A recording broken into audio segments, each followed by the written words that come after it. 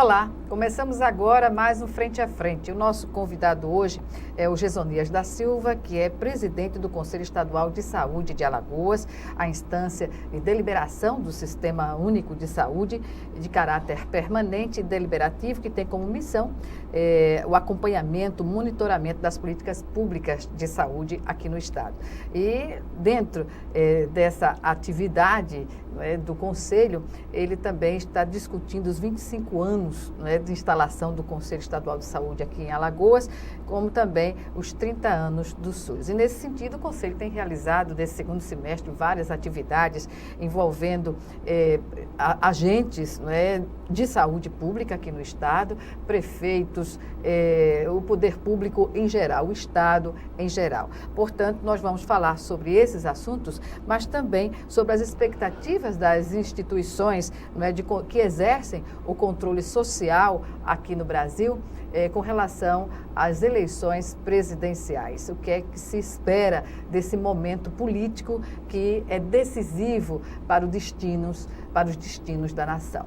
Portanto, eu agradeço inicialmente a sua presença aqui, senhor Gesonias, e comecemos com as atividades que o Conselho tem realizado nesse segundo semestre para qualificar e fortalecer no sentido de dar essas condições ao Conselho Estadual de Saúde, ao sistema de saúde pública. Gorete, eu quero começar cumprimentando você, agradecendo a TV Assembleia, que tem sempre aberto as portas para o controle social.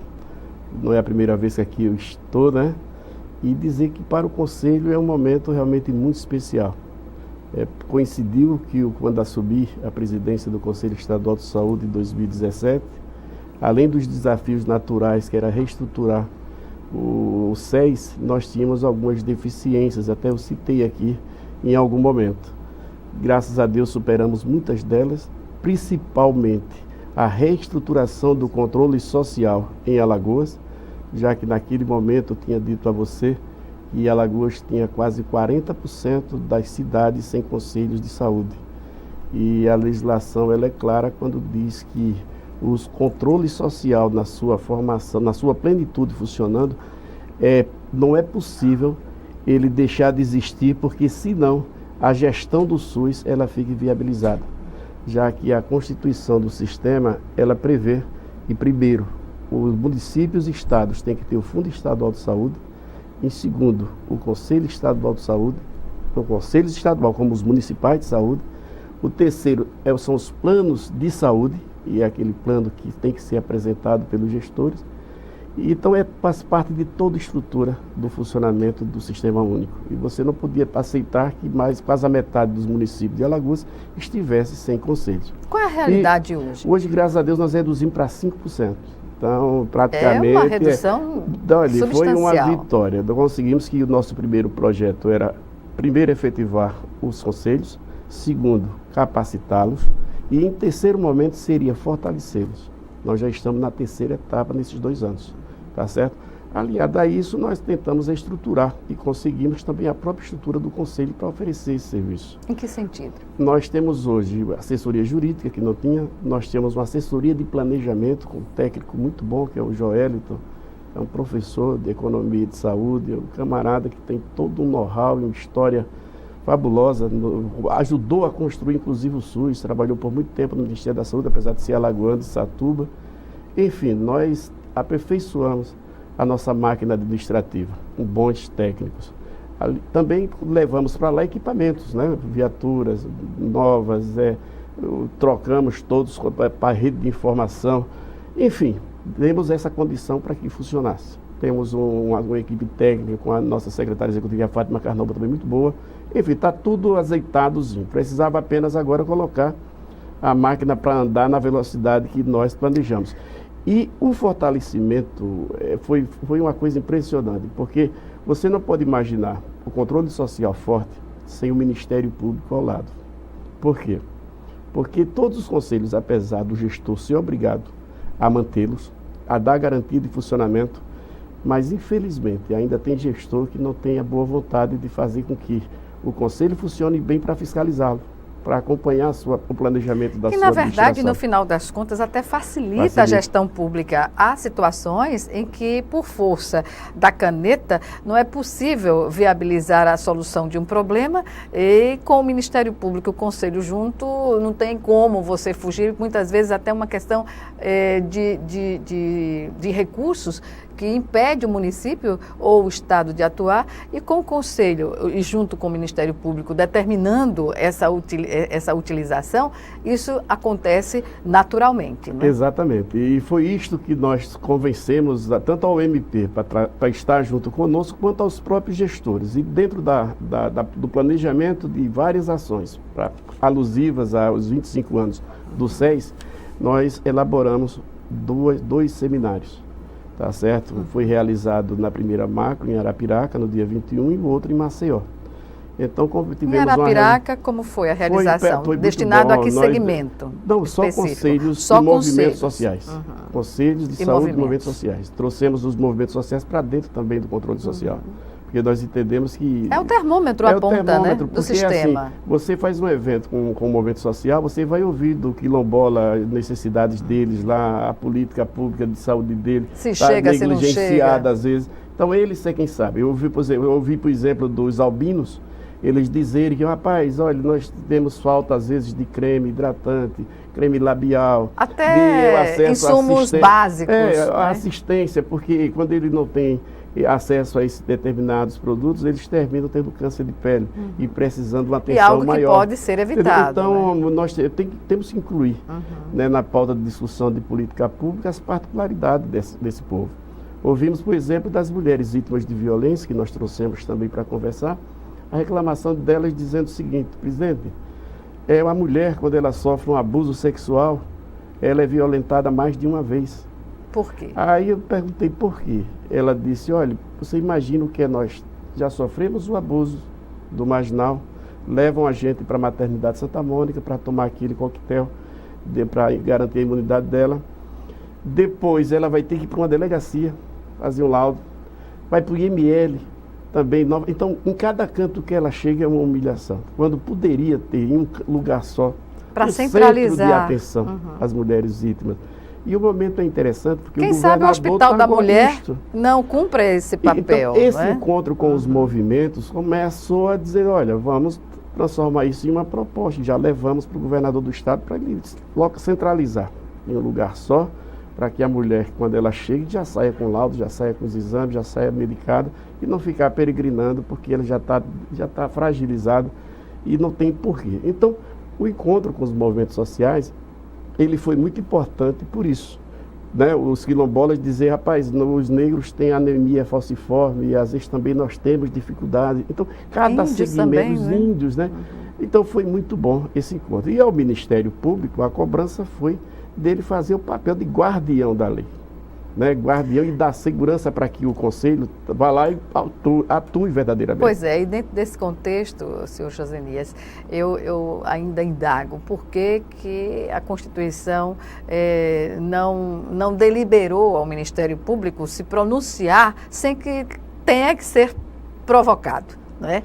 Isso de uma instituição como o Ministério Público é como estar vendo e ficar imobilizado. Alguém tem que provocar para tomar uma iniciativa. Nós já nos deparamos com um município que estava 2 anos sem conselhos.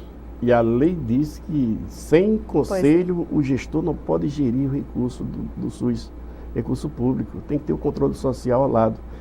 Mas aí o Ministério Público diz isso que você acabou de dizer, tem que ser provocado. Mas na realidade o que estava faltando foi isso que nós fizemos. Foi alinhar. Quando eu procurei o doutor Alfredo Gaspar de Mendonça, eu coloquei todas essas reclamações e essa dificuldade que o Conselho, porque o Conselho, ele tem uma legislação, mas não tem uma garantia, tem um orçamento, mas não tem autonomia de gestão. Então ele depende do humor do gestor. Então aí tem a dificuldade do camarada numa cidade pequena, é muito dependente do serviço público. E não é boa essa dependência, não é? Então para a autonomia dos conselhos também. Tem que ser natural, cada um cumprir o seu papel. O gestor garantir porque ele é obrigado a garantir, porque a lei diz isso. E o controle social fazer o papel como representante da sociedade. E assim todos ganham. E o MP, ele compreendeu desta forma e topou quando nós apresentamos o projeto e disse, faça e me traga. Então, como fui obediente, fizemos lá um projeto rápido, 60 dias estava tudo fechado. Então, nós colocamos em prática e saíram de lá todos os presidentes, representantes de conselhos, tanto em Arapiraca quanto em Maceió, fortalecidos, sentindo-se mais revigorado, dizendo agora eu posso exercer porque eu tenho um braço forte que sustenta, que é o Ministério Público. Então foi muito bom essa ideia do Conselho de buscar apoio do Ministério Público. E nós vamos seguir à frente. O fortalecimento ele não para por aí. Né? Pois bem, dentro dessa perspectiva de sempre estar fortalecendo e respaldando o Conselho nas suas ações, o encontro com gestores já aconteceu? Deste mesmo evento, Gorete, desculpa, nós convidamos o Consemes e a CESAL. Consemes representam os secretários municipais de saúde de todo o estado. Eles estavam conosco tanto em Arapiraca quanto em Maceió. Então, percentual de participação? Olha, nós fizemos, para você ter uma noção, isso foi de quase 95%. Para você ter uma noção, nós fizemos um planejamento de 150 participação, porque não era para todos, toda a população, era apenas para os conselhos. Teve 220 em Arapiraca e 185 em Maceió. Só de representantes de gestor e conselho, sem contar com os movimentos sociais. Então passou de 250, participação auditória, veio com gente em pé. Foi, não eram pessoas que estavam se representando, estavam representando um segmento, uma gestão. Então foi muito interessante, eu acho que valeu a pena e a partir daí, eu até comentei com o doutor Alfredo, pode ter certeza, o controle social em Alagoas vai ter o antes e o depois, vai ser um marco. É um divisor. É um divisor de águas. Porque não tinha como funcionar com esse distanciamento. Não tem como. Até em Alagoas, nós que somos maiores, que temos mais condição, nós tivemos muitas vezes que chega mal o Ministério Público para dizer, olha, tem que dar condição para o Conselho funcionar. Porque, infelizmente, nós temos orçamento, mas não tem uma autonomia de gestão. Pois é, não tem autonomia de gestão e o próprio sistema, como o Conselho avalia em Alagoas, o volume de recursos que o Estado recebe e as prefeituras também, e a contrapartida do Estado e dos municípios na oferta de serviços. Como o Conselho avalia hoje essa realidade? Olha, Gorete, eu até comento com o pessoal que nós mudamos um paradigma, né? Nós rejeitamos 2 relatórios de gestão do 2015 e 2016, porque nós mudamos a forma de avaliar relatórios. Porque como era visto os relatórios antes e analisados? Era analisado da seguinte forma, levando em consideração o investimento mínimo constitucional de 12%, que é o que o Estado é obrigado a investir, e o percentual de ações do Plano Estadual de Saúde e do relatório anual. Se ele atingisse pelo menos 80%, 85% dos 100% que apresentou e gastasse no mínimo os 12%, estava aprovado. Hoje não é mais assim. Nós mudamos a forma de olhar relatório. Isso foi possível depois da estruturação do Conselho, com essa assessoria de planejamento, onde nós analisamos o relatório pelo ponto de vista qualitativo. E os números então, que são frios, né? Que tem uma visão humanista da nós situação. Nós olhamos os números, nós olhamos os gastos, mas queremos saber principalmente em que gastou. E como foi que chegou, qual foi o resultado na ponta. Porque foi mais interessante, porque dentro do relatório tem todas as ações, inclusive a compra de equipamentos, reforma de um prédio, coisa manutenção parecida. E investimento. Mas tem lá também a assistência, o principal é a assistência. Você entendeu? Por exemplo, o governador está construindo vários hospitais, ótimo. Mas nós queremos saber se os que já existem estão sendo assistidos. E está lá dentro do relatório de gestão. Vamos olhar a cobertura vacinal, como é que está. Então nós começamos a analisar relatório por esse ângulo. E isso tem dado resultado porque tem até mudado a cultura do gestor de formular relatórios. Pois bem, sobre este assunto ainda nós vamos dar continuidade no segundo bloco do nosso programa. E agora eu chamo o nosso primeiro intervalo e o Frente a Frente volta em 1 minuto. Até.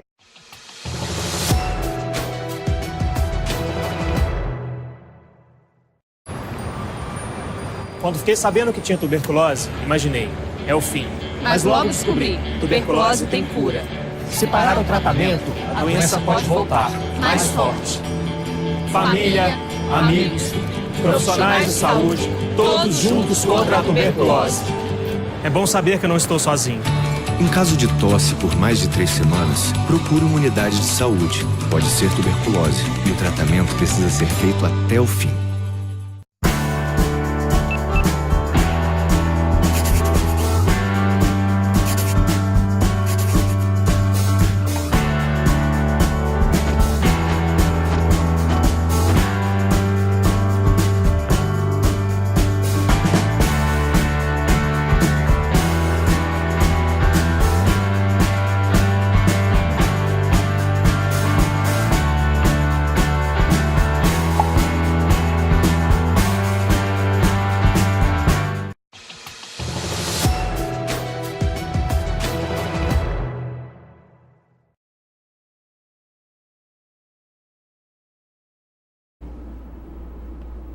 Estamos de volta com Frente a Frente, que hoje recebe o presidente do Conselho Estadual de Saúde de Alagoas, senhor Gesonias da Silva, que nos fala sobre uma programação não só do ponto de vista do conhecimento, mas também da mudança de práticas na gestão da saúde aqui em Alagoas, dentro das comemorações dos 25 anos do Conselho Estadual de Saúde e também dos 30 anos, não é, de construção do SUS no Brasil e, claro, em Alagoas. Portanto, eu pergunto ainda sobre esse seminário que foi realizado para a humanização da saúde. O senhor falava no final do bloco anterior sobre a mudança conceitual que se tem os gestores agora a partir desses encontros, a partir dessas discussões. O que de fato difere a visão de um gestor ao fazer um relatório para a aplicação de recursos hoje do que fazia antes? Olha, a diferença principal é observar sempre o resultado qualitativo e não a quantidade de ações. Não é focar na assistência. O Conselho tem batido muito nisto, melhorar a regulação do Estado, a regulação de leito é muito fragilizada a forma como ela funciona hoje. Hoje nós temos notícia que o Estado já está revendo isso. Me parece, vai funcionar naquele centro empresarial ali perto do Cais do Porto. Tem um centro empresarial novo que estão construindo e está se montando a estrutura do novo modelo de regulação, que eu espero que mude. Por que eu espero que mude? Porque hoje, da forma como o Estado ele está gerenciando a regulação, ele não tem como garantir a eficiência da assistência. Por quê? Vou lhe explicar como. Hoje o Estado nos informa através de números, um determinado número de leitos e oferta de serviços que tem disponibilizado. Mas o acompanhamento deste serviço, ele é feito muito ainda na relação de confiança. Por exemplo, quando eu tenho um paciente para ser transferido do HGE para um determinado hospital, dependendo da patologia dele, então, como é feito hoje? O responsável no HGE liga para o responsável daquele determinado hospital e vai ouvir, normalmente não tem vaga. Pode até ser o contrário, mas normalmente está superlotado. Eu perguntei, mas isso daí, vocês têm como acompanhar se realmente está lotado ou se não está? Certo. Porque o pagamento é automático. Você vê, quando o serviço é contratado e o hospital ele é autorizado a prestar aquele serviço, o SUS imediatamente ele repassa mensalmente aquele valor. Mas será que alguns hospitais dão essa resposta de forma seletiva a partir da patologia que está sendo colocada? Porque há uma distância enorme do que pratica hospitais pela via particular e o procedimento que é pago pelo SUS. Isso. Não é? Pronto, é um dos motivos também. Na realidade, existem contratos feitos e serviços que são contratados que nem sempre quem é contratado tem condição de ofertá-los.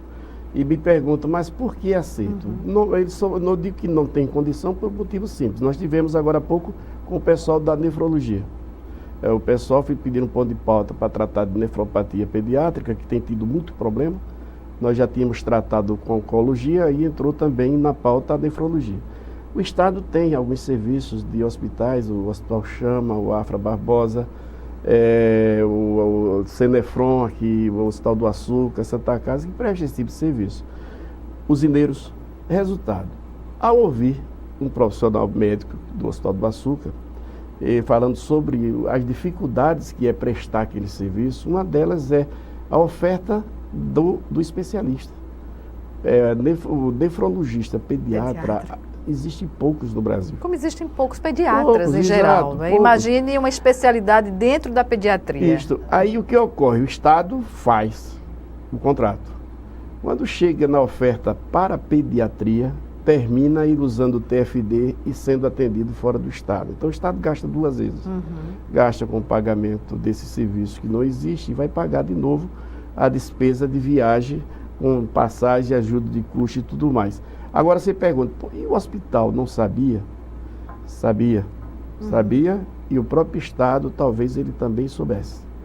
Agora, não sei se politicamente correto seria ele assumir que é melhor não fazer o contrato e dizer que Alagoas não tem, ou fazer e fazer de conta que tem, né? Pois é. Porque essa impressão que ele não tem.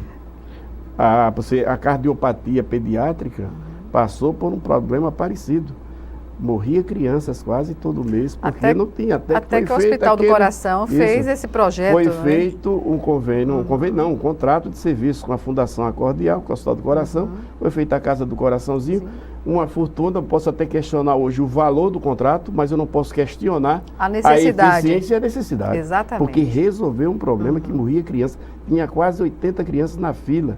Pois é, senhor Gersonias, e por que não pensar o Estado, de criar também, a exemplo do que está fazendo com as questões relacionadas às mulheres, também construir uma estrutura de atendimento específico para a criança aqui em Alagoas? Um hospital pediátrico. Existe um projeto que foi apresentado no SES, que é de construção, me parece que vai ser onde hoje é o Noélia Lessa. Ali vai ser construído o Centro de Diagnóstico Infantil e um hospital pediátrico. Com todas as especialidades. Com todos os serviços. Mas o que tem que ser feito de imediato é assim, se o Estado quer resolver, e é responsabilidade do governador resolver a questão da saúde do povo de Alagoas, ele tem que assumir, porque não adianta estar colocando nas costas do prefeito, porque não tem condição. Mesmo que o prefeito quisesse hoje, até pela irresponsabilidade histórica, não teve como. Hoje a receita dos municípios não tem, é botar dentro da ambulância e trazer para Maceió. Ainda é a forma mais comum de atendimento. Então é o Estado assumir a responsabilidade, fazer como fez com a cardiopatia, fazer com a nefrologia, fazer com a oncologia, pagar caro, mas que tenha. Porque não vai ter mais concurso público para o médico vir trabalhar em concurso público. O médico, para você ter uma noção, na rede pública, 40 horas, emergência, que é o maior salário, chega a R$ 4.500.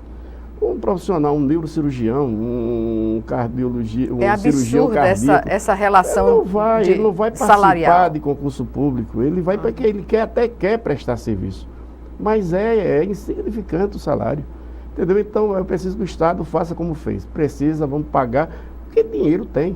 Dinheiro tem, tanto tem que o Estado consegue construir um hospital. E negócio de 1 ano, 2 anos, está tudo levantado, porque não falta recurso, graças a Deus. A expectativa de quem está no sistema, para o pessoal que presta serviço, alguns que são efetivos, outros são prestadores de serviço.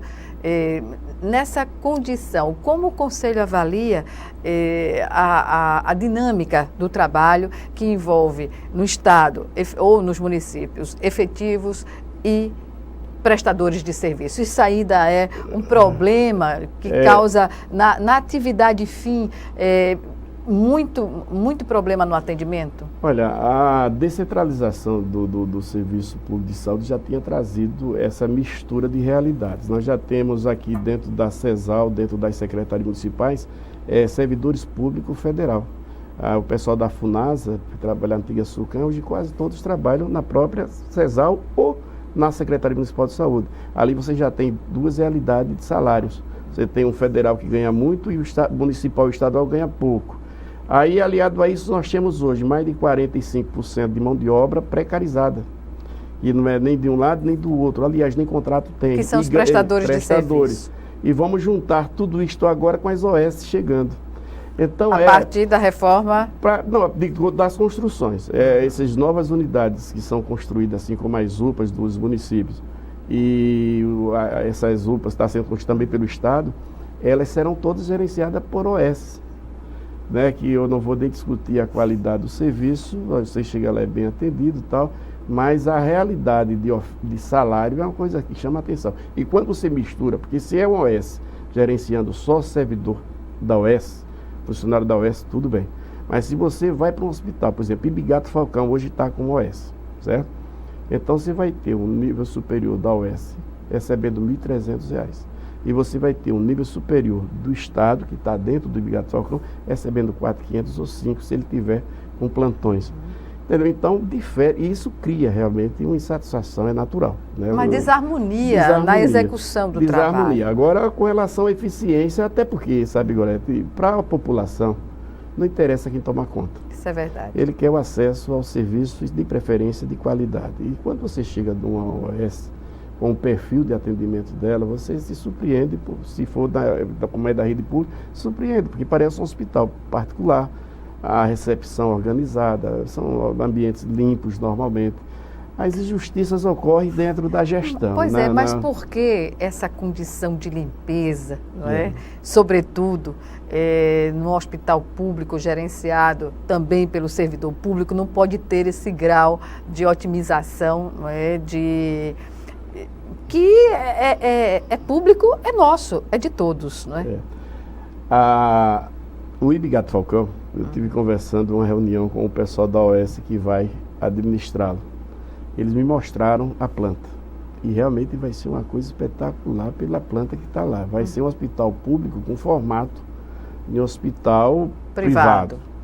Seria muito bom que os públicos também tivessem esse mesmo padrão. Eu confesso que hoje eu não vejo como um pronto-socorro, por exemplo, a chegada do paciente ter aquela humanização que precisa na assistência, quando a pessoa chega já tão fragilizada, com problema de saúde, ainda tem que submeter-se a condição desumanas, às vezes, de superlotação, até de cheiro mesmo, porque está todo mundo lá, uns limpos, outros sujos, porque o pronto-socorro é assim, ele não faz uma medicina eletiva, né? Ele chega, você está lá, sofre um acidente no meio da lama, e chega outro dia... Você é trazido nas condições, outro dia eu estava conversando com um profissional falando sobre controle de infecção hospitalar, e comparando os índices de um HGE com um particular. Eu disse, rapaz, chega a ser cruel você fazer uma comparação dessa, você comparar um hospital particular, e ele escolhe o momento e a hora de lhe atender, com um hospital que você vai ter que escolher. O camarada sofre uma facada, por exemplo, vai lá no meio da lama, chega no pronto-socorro, o cirurgião vai escolher, ou dá um banho no cara e combate a infecção e ele morre, ou cuida dele sujo mesmo e salva a vida dele. Então é complicado. O pronto-socorro nunca vai ter, na condição que ele está hoje, o mesmo perfil. É preciso que haja, que os cidadãos que são dos municípios sejam atendidos lá, e a prefeitura de Maceió... Isso é o ideal, otimizar o atendimento, criar condições objetivas para que esses hospitais regionais, que conseguem atender até na alta complexidade, tenham essa condição, não só de equipamentos, quanto de pessoal. Exato. Você tem uma noção, hoje o HGE, voltando à questão do HGE, a superlotação, você pega o HGE, 60% do ambulatório era de Maceió, é de Maceió. Era para ter sido atendido nos ambulatórios e postos de saúde municipal, né? E eles vão para o HGE. Então essa crítica nós temos feito realmente à gestão municipal, porque você falar de um município pequeno, que falta recurso, que não tem capacidade de investimento, é uma coisa. Agora você chegar em Maceió e admitir que é a única capital do Nordeste que não tem um hospital público, nem pediátrico, nem ortopédico, não tem uma maternidade, não tem nada, é a única da capital do país. Então é uma coisa assim assustadora. Então é preciso, enquanto tiver a saúde sendo tratada pelos gestores, o pronto-socorro vai passar sempre por isso. Eu disse em uma das oportunidades, olha, secretário, governador, parabéns pelos hospitais que o senhor está construindo, para tentar socorrer o HGE, a Santa Mônica e tal, mas vai botar a encher. Pois é, eu recebi uma denúncia, está com um mês, creio, sobre uma paciente que chegou no HGE 9 horas da manhã, fez um exame de sangue que saiu às 3h30 da tarde. Entende? E já havia gente lá no HGE, dependendo do resultado do laboratório, tendo chegado até mais cedo, por volta de 8 ou 7 da manhã, que foi receber quase à noite. A pessoa não esperou, saiu sem o resultado do exame, procurando uma outra alternativa. E que a gente sabe que em termos em algumas situações, é o HGE ainda o melhor local para o paciente se dirigir, eu digo em questões de alta complexidade, não é? Eu sou de uma época do pronto-socorro que o laboratório era dentro do pronto-socorro. Era uma empresa privada, e hoje não é mais? Terceirizada, faz parte da estrutura, mas o pronto-socorro usa o laboratório LACEN ou o CPML da UCISAL, que fica nas proximidades. É um laboratório, não é dentro da estrutura, e sempre foi. A unidade de emergência Armando Lages tinha um laboratório ali dentro. Então, tem a logística, vai direto para o laboratório exatamente. fazia. Então isso sofre, as pessoas sofrem porque as demandas do Estado todo lá se recebe. Coleta de todos. E com superlotação, ainda tem isso. Superlotação, assim como o CPML também. Então, o que paga é a população. Eu acho que tem que tentar otimizar de alguma forma e ver a possibilidade, principalmente, de colocar o laboratório dentro do pronto-socorro, porque isso sempre foi assim. Perfeito. Vamos chamar agora o nosso segundo e último intervalo. Já já, o Frente a Frente está de volta.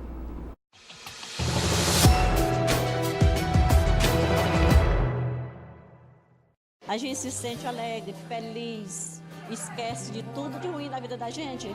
E eu agradeço muito. Tem umas dinâmicas, umas brincadeiras que é para abrir mais assim a mente da gente. E a atividade física que é a coisa mais maravilhosa. Muita paz, muito amor, que aqui elas têm muito amor para a gente. É uma felicidade aqui.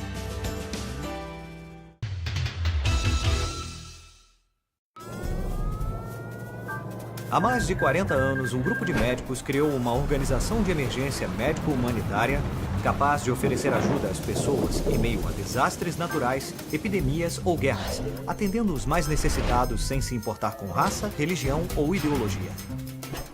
Hoje, Médicos Sem Fronteiras envia equipes totalmente preparadas para responder a emergências por todo o mundo. Nossos profissionais são financiados por pessoas como você e eu.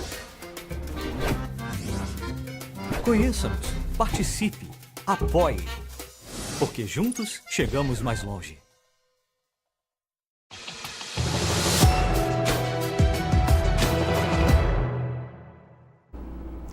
Estamos de volta para o último bloco do Frente a Frente, que hoje recebe o presidente do Conselho Estadual de Saúde de Alagoas, Gesonias da Silva.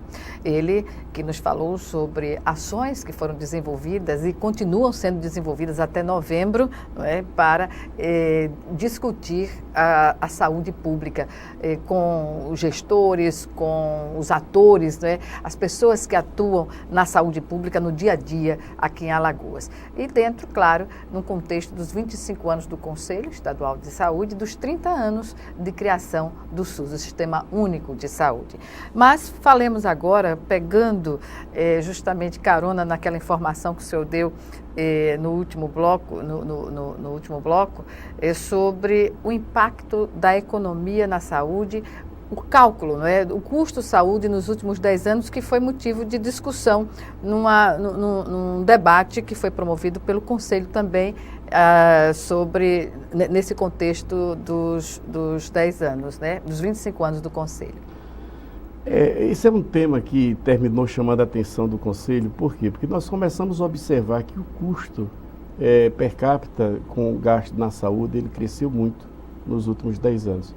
E nós, para você ter uma noção, há 10 anos atrás, a média de investimento em saúde por alagoano era de R$235. Hoje está perto de 400. Aí você pode até imaginar, ótimo, o Estado está investindo mais em saúde. Mas o que chamou a atenção foi que aumentou o gasto e piorou a qualidade. Quando você nota, mas por que aumentou a escolha do gasto? É aquela reclamação que já virou uma ladainha, como minha mãe dizia, do governador, vamos ajuda a investir, os municípios investir na atenção básica, na atenção primária. Na prevenção. Na prevenção, porque o que está acontecendo? O custo aumentou, porque a média e alta complexidade, quando você pega os fatores, os indicadores que tratam, por exemplo, de morbidade e de doenças, você vai ver que a população, elas estão adoecendo de doenças que gastam muito. Por exemplo, o diabético, ele vira um amputado. E até ser amputado, ele tem muito atendimento com gasto muito grande. A reincidência. A reincidência. Você vai para um infartado, começou com hipertensão, aí foi até ter um infarto ou então um AVC. Né? E também passa a ser uma dependência grande do SUS. Você vai, por exemplo, a morbidade por causas externas, acidente de trânsito. Minha amiga, é uma coisa impressionante.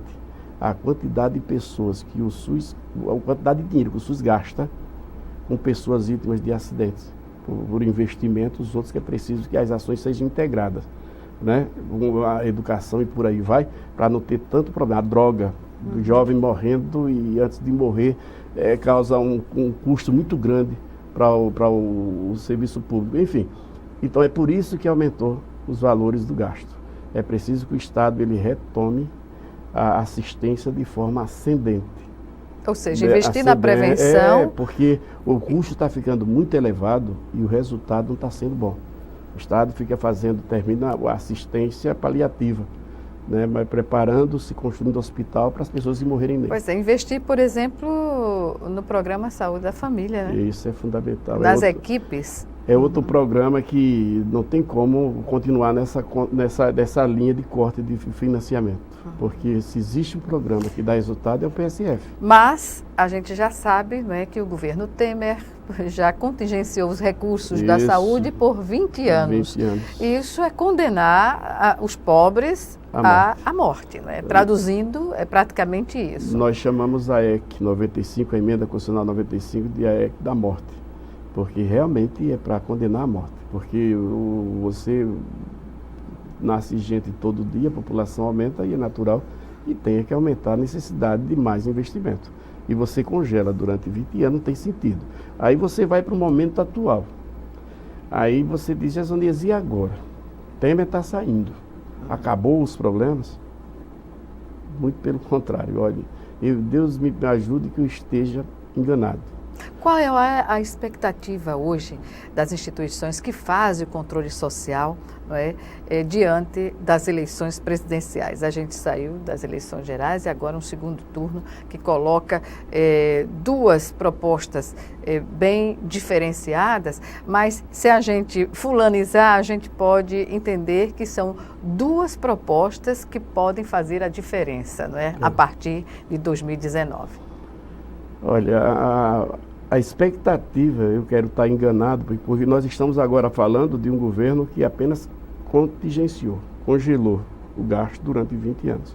E estamos diante da possibilidade de um assumir que, quando é perguntado como é que ele vê as empresas públicas e o serviço público, o senhor vai privatizar? Ele diz, não, vou extinguir. Vou extinguir.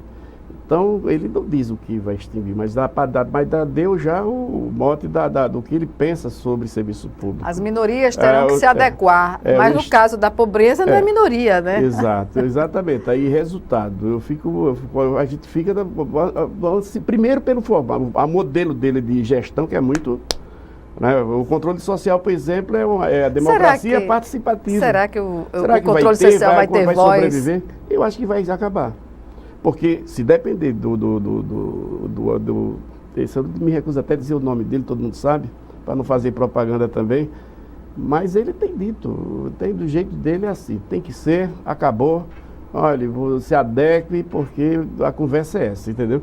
Então é um formato de autoridade que não tem mais espaço nos dias de hoje. Até porque a democracia conquistada pelo país não pode ser rasgada. Mas está ameaçado. Pois é, mas um dado que chamou a atenção no final da apuração, no primeiro turno das eleições, foi ver a presidência do Tribunal Superior Eleitoral e, além de representações máximas da República reunidos para assegurar a democracia, inclusive na presença de um brigadeiro da aeronáutica, né? Quer dizer, ali parece que estava colocado um cenário em que se afirmava que as instituições têm de ser preservadas, independentemente do resultado das eleições, né? Eu não vou dizer que vai ter uma ditadura não, sabe? Agora, por que é que eu me preocupo? Se você pegar os últimos dias de campanha, você vai ver que foi uma campanha construída em cima de mentiras, e isso todo mundo sabia, a Justiça Eleitoral sabia, todo mundo sabia. No entanto, sabia quem fez?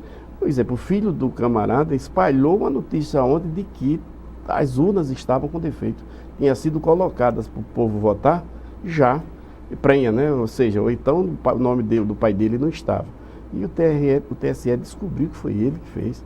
Ele tem um verdadeiro impressionante. Tem uma coisa que eu achei de uma competência para o mal, foi esse camarada. Ele tem um exército de pessoas plantando notícia dia e noite. É impressionante. E isso teve uma influência muito grande. Porque não é brincadeira. Aquela mentira repetida 10, 20 vezes para o desinformado viralizada, vira verdade, né? Vira verdade. Então, eu me preocupo com isso, porque perde a legitimidade. Como o senhor, que faz parte do controle social, que exercita essa atividade, né, vê como poder reverter uma situação como essa? Qual o entendimento? Os profissionais da saúde, o que pensam em geral sobre essa situação, esse momento que vive o país? Olha, nós enquanto cidadãos, sempre nós olhamos gestão pública do ponto de vista de resultados. Eu não partidarizo o gestor. Eu nunca fui filiado a partido nenhum, nem a PT, nem a nenhum, nem PMDB, não sou. Mas nunca me faltou a vontade de estar na rua lutando por direta já, lutando por democracia. Tive em Brasília, faço passeata lá em defesa do SUS, no sol quente. Eu estou com 60 anos, mas nunca cansei. Então a democracia para mim é um patrimônio. É um patrimônio. Então nós não podemos abrir mão disso. Disso porque, com toda a sinceridade, os trabalhadores da saúde, os da educação e o servidor público em geral não podem aceitar com naturalidade o que está para acontecer. Porque é a luta, sério mesmo, do bem e do mal. O cidadão que pega uma criança e a brincadeira dele é simular um tiro, isso é com uma criança, é com um idoso, onde ele chega. O seu Frota foi eleito em São Paulo. Qual é a autoridade do camarada? Acabou de ser eleito, fez um vídeo com um revólver na mão. Uma advogada saiu do local de votação, foi agredida porque não votou do candidato que eles gostariam. Um coitado de um rapaz que é professor de capoeira, um ativista baiano, foi assassinado. Então é intolerância que nós não podemos aceitar, com toda sinceridade, partindo de quem quer que seja. Eu acho que nem liberdade ao ponto de virar anarquia. Anarquia, mas também essa autoridade que oprime as pessoas também não tem espaço mais para que nós aceitemos. Eu mesmo não vou aceitar. Sabe? Vou lutar com unhas e dentes para que esse quadro não se confirme. Porque, independente de quem é candidato, mas qualquer um que pregasse isso, eu não votaria de jeito nenhum. E o Brasil nunca teve essa cultura do ódio, de desrespeito aos diferentes, né? Gorete, eu nunca imaginei que um dia as igrejas, não estou falando as igrejas, a maioria concorda. Eu fico impressionado. Porque igreja é sinônimo de paz. Poxa vida, o cristão... É uma contradição imensa. O cristão, rapaz, eles não podem aceitar com naturalidade que o cara pregue que tem que matar negro, tem que, sabe, que uma mulher feia não merece ser estuprada, se ela fosse bonita merecia, pelo que ele disse, né? Quer dizer, isso não pode, não tem nem sentido você achar que um camarada desse merece ter um voto seu. Imagine de uma pessoa que se diz cristão. Eu fiquei estarrecido com esse comportamento das igrejas. Mas a esperança? Ela não deve morrer nunca, né? O pessoal diz que é a última que morre, ela não vai morrer no dia 28 de outubro. Nós vamos virar esse quadro, porque senão... Bem, estamos no minuto final da nossa entrevista. Algumas considerações? Não, só confirmando que até o final de novembro nós vamos ter muitas atividades. Vamos ter no dia 29 o encerramento, com todos os movimentos sociais de Alagoas, aqui em Maceió, Conselho Nacional também aqui, os movimentos sociais, os estudantes, estamos no dia 28 também com os estudantes de nível superior que está fazendo os cursos de saúde, vai se juntar a todos nós, tá certo? Para que valorize o SUS. O SUS ele continue sendo esse patrimônio do povo brasileiro. É verdade. Obrigada mais uma vez por sua participação aqui conosco no Frente a Frente e até uma próxima oportunidade. Gorete, obrigado. O Conselho agradece e as portas aqui estão sempre abertas para a gente. Fico muito feliz. Obrigada. Obrigada a você também que nos assistiu e até o nosso próximo encontro aqui, Frente a Frente, também com você.